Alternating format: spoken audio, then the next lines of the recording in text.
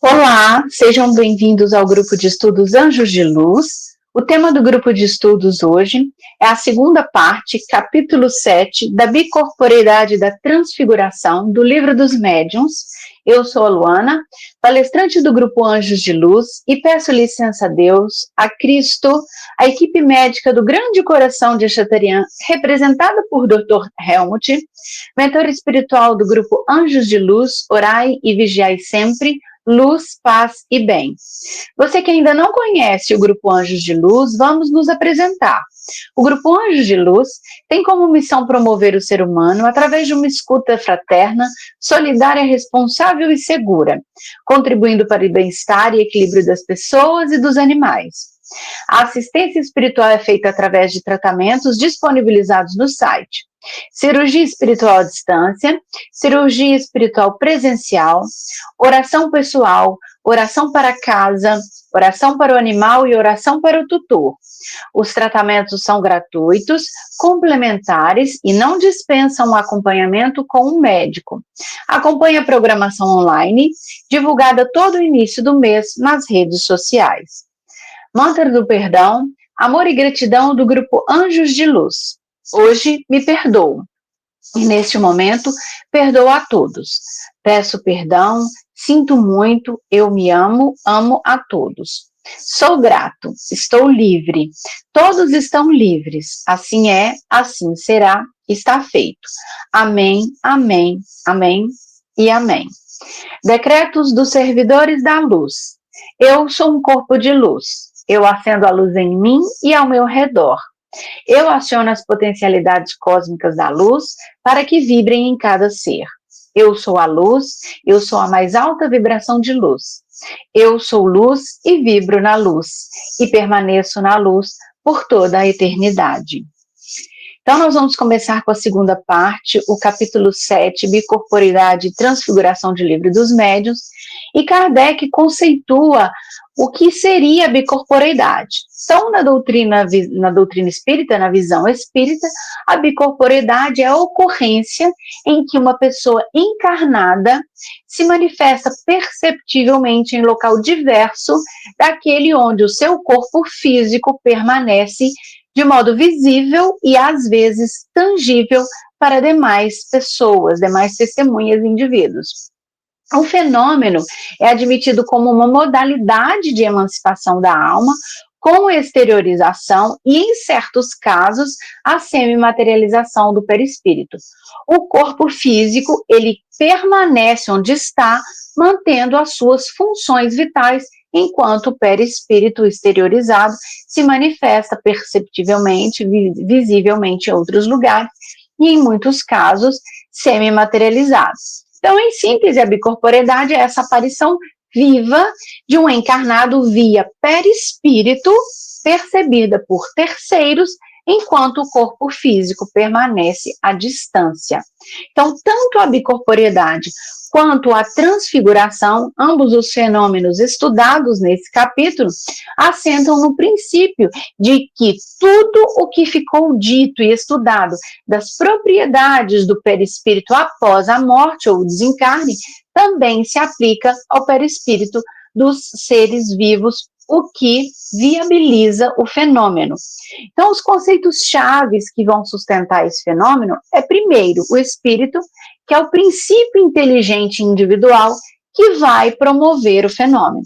O perispírito, que é esse envoltório semimaterial que liga o espírito ao corpo físico, e plástico, sendo plástico e modelável pelos pensamentos desse espírito, desse princípio inteligente.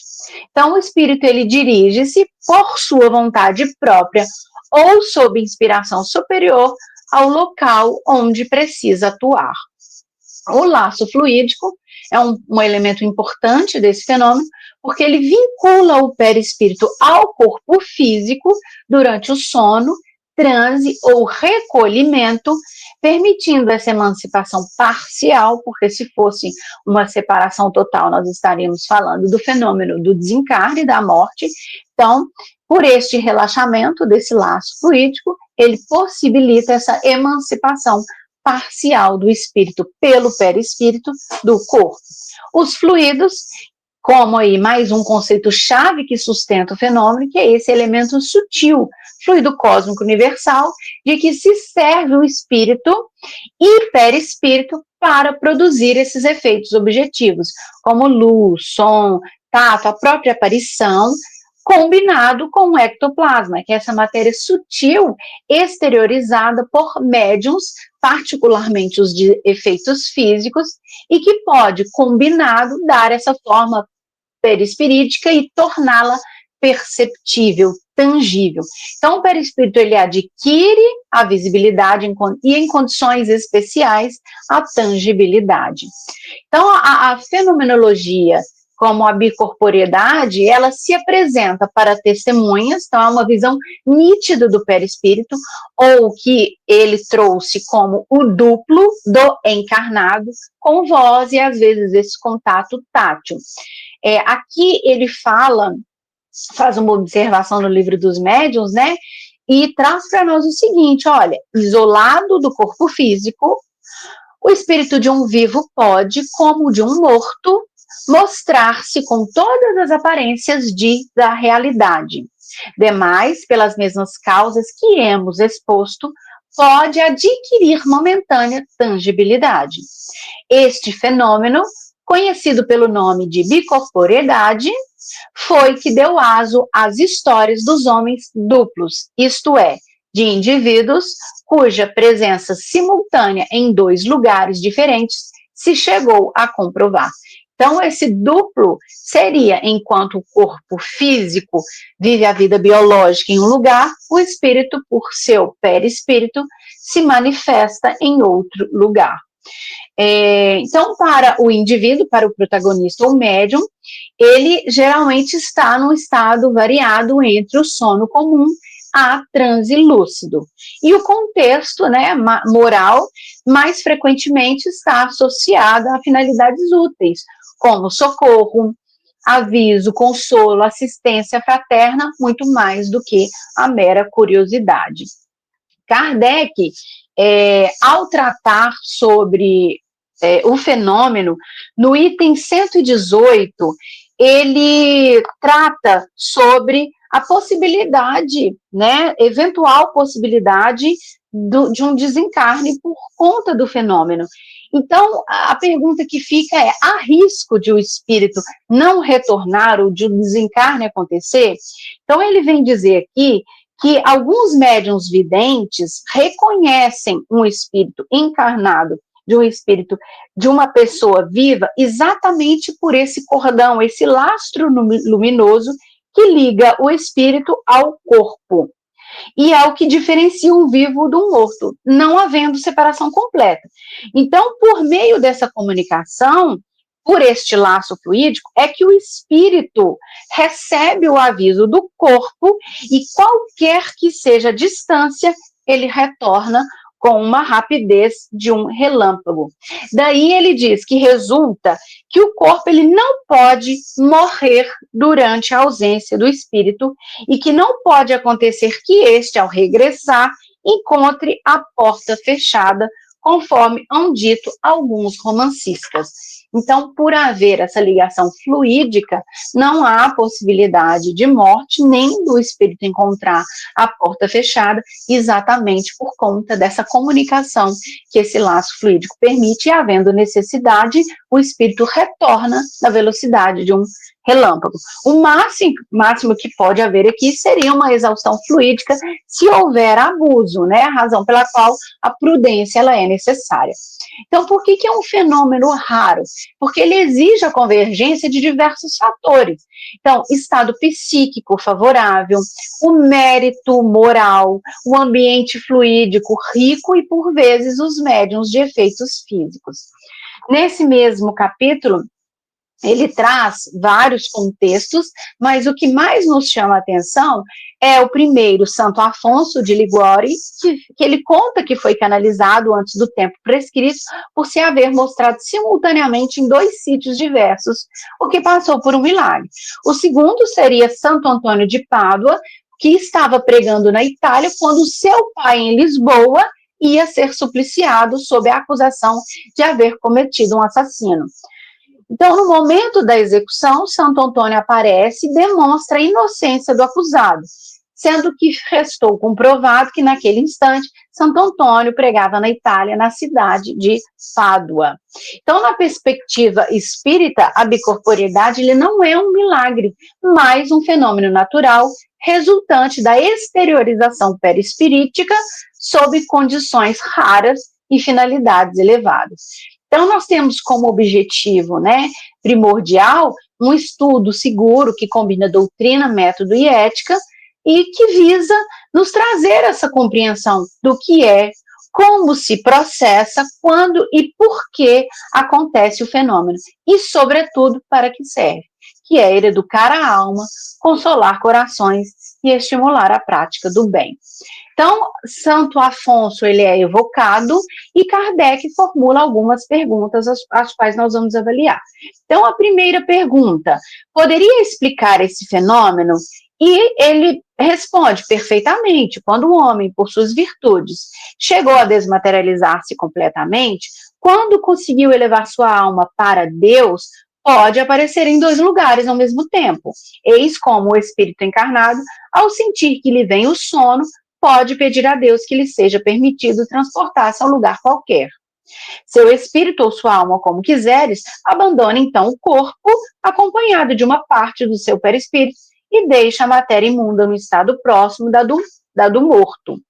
Digo próximo da morte, porque no corpo ficou um laço que liga o perispírito à alma, o perispírito e a alma à matéria, laço este que não pode ser definido. O corpo aparece, então, no lugar desejado. Creio ser isto que queres saber. Então, nós começamos a extrair da resposta o que a gente estudou, que a bicorporeidade ocorre quando a alma desprende-se parcialmente, acompanhada do perispírito, e se manifesta em outro lugar. Então, o corpo fica em estado próximo da morte, ele faz essa analogia, mas não na morte, porque é ainda ligado por um laço vital indefinível, que seria esse cordão luminoso. Então, pelo ensino metodológico, nós conseguimos compreender a definição inicial do fenômeno, que é uma emancipação parcial com exteriorização perispirítica. Ele faz analogia com a morte, mas sem a ruptura total, e observação da condição moral necessária. Então, ele diz, por suas virtudes, que chegou a desmaterializar-se, ou seja, ele venceu a influência da matéria, já é um espírito senhor de si, moralmente falando. Então, a segunda questão, isso não nos dá a explicação da visibilidade, da tangibilidade do perispírito? E Santo Afonso responde, achando-se desprendido da matéria, conforme o grau de sua elevação, pode o espírito tornar-se tangível à matéria. Então, a tangibilidade, ela decorre do grau de desprendimento e elevação do espírito. Kardec, a gente nota, não se satisfaz com a descrição. Ele busca a explicação dos efeitos observáveis, a visão e o tato. E o espírito introduz nessa resposta o critério da graduação da evolução. Ou seja, depende do grau de desprendimento espiritual daquele espírito em relação à matéria. Então, a terceira pergunta, será indispensável o sono do corpo para que o espírito apareça noutros lugares? E ele responde, a alma pode dividir-se quando se sinta atraída para um lugar diferente daquele onde acha seu corpo.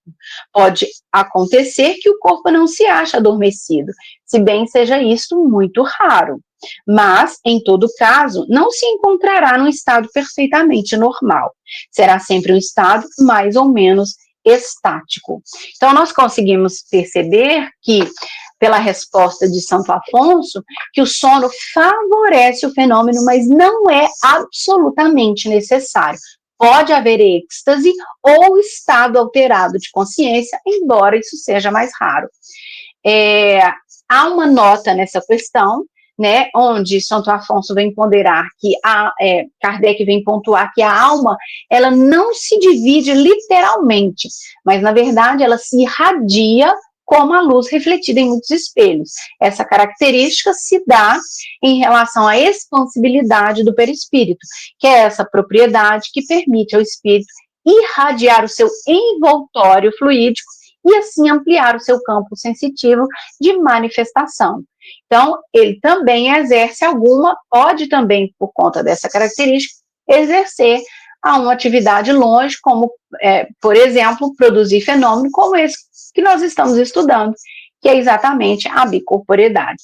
Pelo ensino, então, Kardec questiona a condição necessária, o sono, e o espírito responde, distinguindo condição habitual, sono, de condição possível, mais rara, êxtase e estado de consciência. Então, a nota acrescenta uma analogia, né, física, que é a luz e os espelhos, para ilustrar que há irradiação, mas não fracionamento. E aí nós vamos para a quarta pergunta. O que sucederia se, estando o homem a dormir, enquanto o seu espírito se mostra noutra parte, alguém de súbito despertar-se? E Santo Afonso responde, isso não se verificaria, porque se alguém tivesse a intenção de o despertar, o espírito retornaria ao corpo, prevendo a intenção, porquanto o espírito lê os pensamentos. Então, nós percebemos que não ocorreria, porque o espírito, ele antecipa a intenção e retorna ao corpo. Kardec indaga aqui sobre o risco prático, que seria a interrupção súbita e, em consequência disso, o perigo vital. E os espíritos nos trazem o princípio da percepção dos pensamentos pelo espírito emancipado.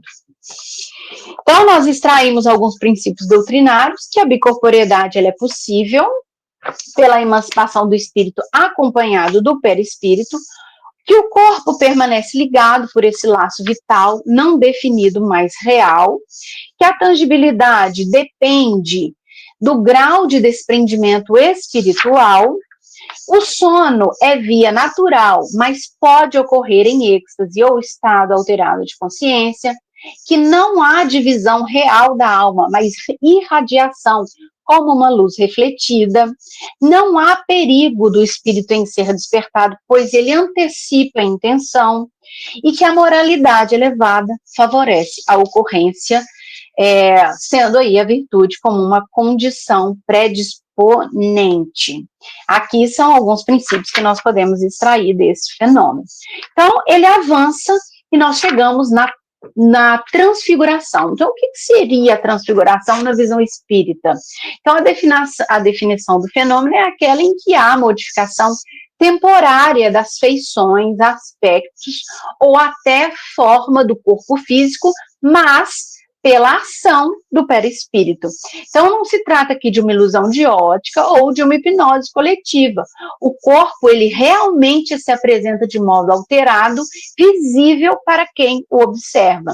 Então, é uma manifestação de ordem perispirídica, intermediária entre os fenômenos subjetivos, que são as percepções internas, e os fenômenos de efeitos físicos, que são as alterações materiais observáveis. Então, o mecanismo desse fenômeno, ele é explicável pela plasticidade do perispírito, ou seja, o espírito pode, pela força de sua vontade, ou sob assistência espiritual, modificar o aspecto do seu envoltório fluídico. Então, há uma irradiação sobre o corpo físico. Como o perispírito ele é esse intermediário entre o espírito e a matéria, a sua modificação, ela repercute na aparência do corpo físico, mas apenas sob a forma de irradiação, sem necessariamente modificar a matéria, a massa propriamente dita. Intrinsecamente, a matéria ela não modifica. Então, é necessário os fluidos espirituais, mais o ectoplasma, que em ambientes propícios como as reuniões mediúnicas, né, as orações, a magnetização, esses fluidos eles podem densificar-se, tornando perceptível essa alteração. Então, há essa transfiguração parcial ou total, ou seja, pode restringir-se ao rosto, às mãos, ou abranger todo o corpo físico.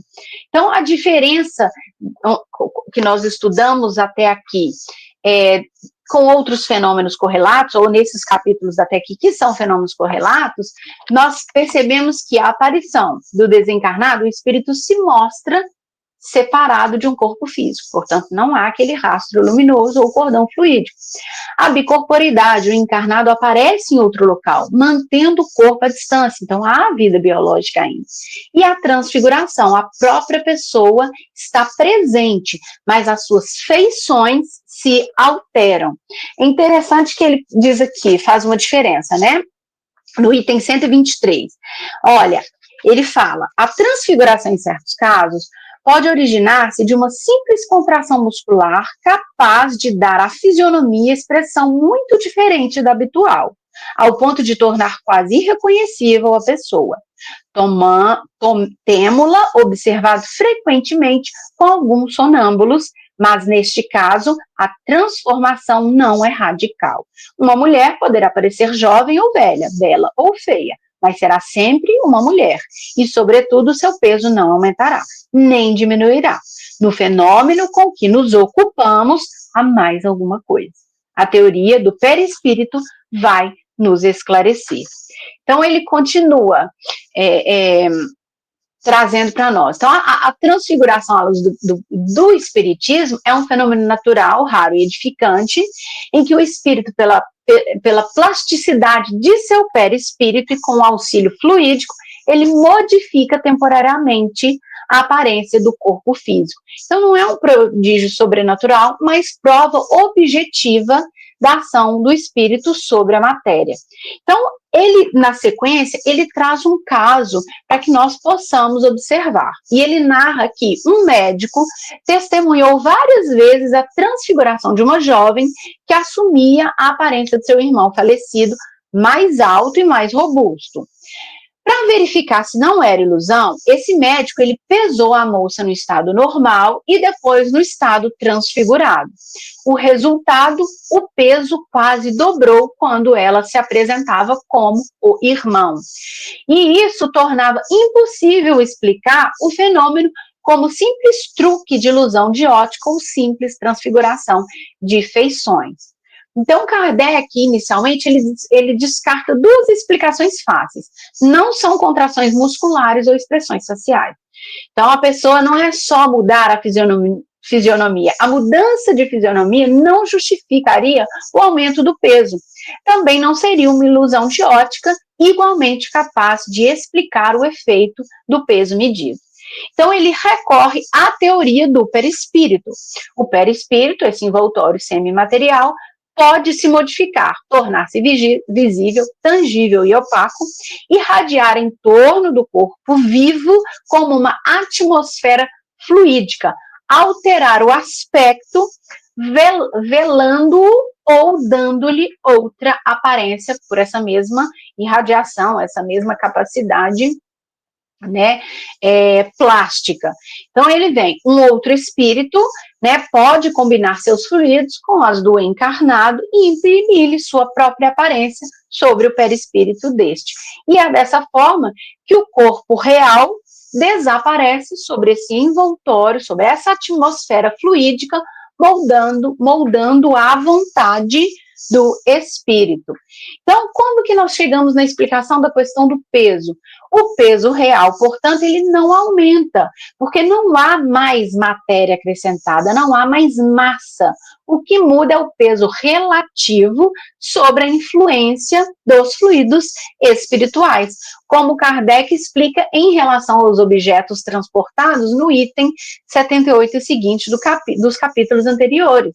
Então, esses fluidos, eles podem aumentar ou diminuir a força gravital aparente, de modo semelhante ao que ocorre com os corpos inertes em fenômenos mediúnicos, aos quais nós estudamos também nos capítulos passados, e aqui ele faz até a semelhança da ventoinha. Então, se a transfiguração, ele também fosse na forma de uma criança, o peso poderia inversamente diminuir. Então, nós temos duas situações. Primeiro, aumento do peso. Quando a moça se transfigurou como o irmão mais forte, o peso aparente quase dobrou.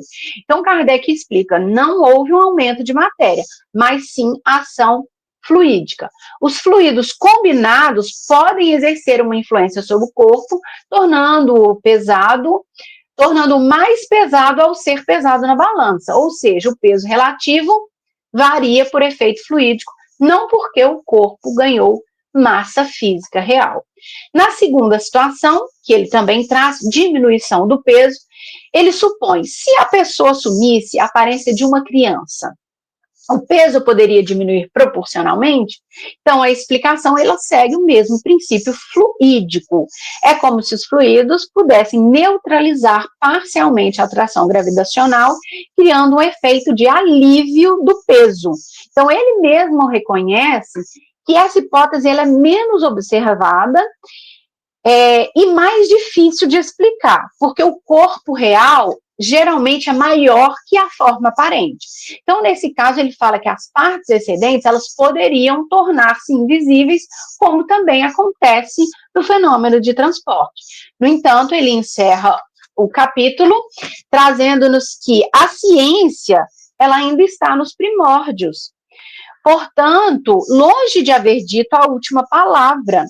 O importante é que o fenômeno, embora diferente, ele segue as leis naturais ainda pouco conhecidas, não se tratando aí de um milagre.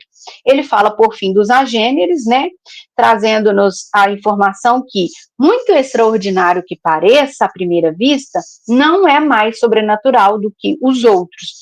Porém, como explicamos na Revista Espírita de fevereiro de 1859, julgamos inútil tratar dele aqui pormenorizadamente. Diremos tão somente que é uma variedade da aparição tangível. É o estado de certos espíritos que podem revestir-se momentaneamente as formas de uma pessoa viva ao ponto de causar completa ilusão. Do grego a privativo e genemai, gerar, que não foi gerado. E assim ele conclui o capítulo. Uma oração de bênção. Eu o abençoo 2025. Eu abençoo a minha vida. Eu abençoo o grupo Anjos de Luz. Eu abençoo a minha casa. Eu abençoo a minha família. Eu abençoo o meu trabalho. Eu abençoo tudo que tenho. Eu abençoo tudo que sou. Eu abençoo tudo que sinto, eu abençoo tudo que penso. Eu abençoo todos os meus amigos, eu abençoo todos os meus inimigos. Eu abençoo as minhas conquistas. Eu abençoo o meu sucesso. Eu abençoo as minhas realizações. Eu abençoo a minha vida com saúde e paz.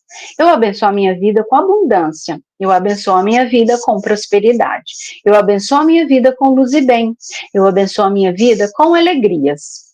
E por todas as bênçãos recebidas, eu agradeço e peço a Deus que abençoe a todo o planeta. Por tudo, eu dou graças hoje e sempre. Dr. Helmut. Espero que tenham gostado do tema abordado no grupo de estudos Anjos de Luz, que possamos estudar sempre, a fim de auxiliar a nossa compreensão, aceitação e entendimento de tudo que acontece à nossa vivência terrestre. Aguardamos você no próximo mês. Agradeço a Deus, a Cristo, a equipe médica do Grande Coração de Chateaubriand, representada por Dr. Helmut, mentor espiritual